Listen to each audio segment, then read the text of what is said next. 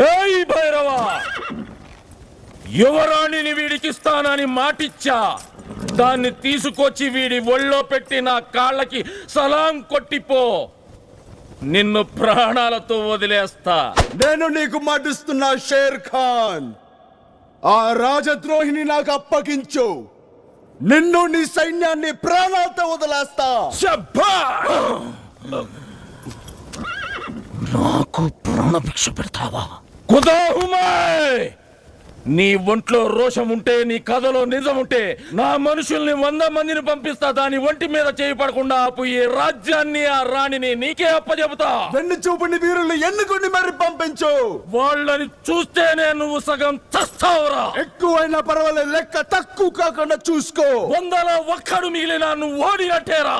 ఒక్కొక్కరిని కాదు షేర్ ఖాన్, 100 మందిని ఒకేసారి రమ్మను.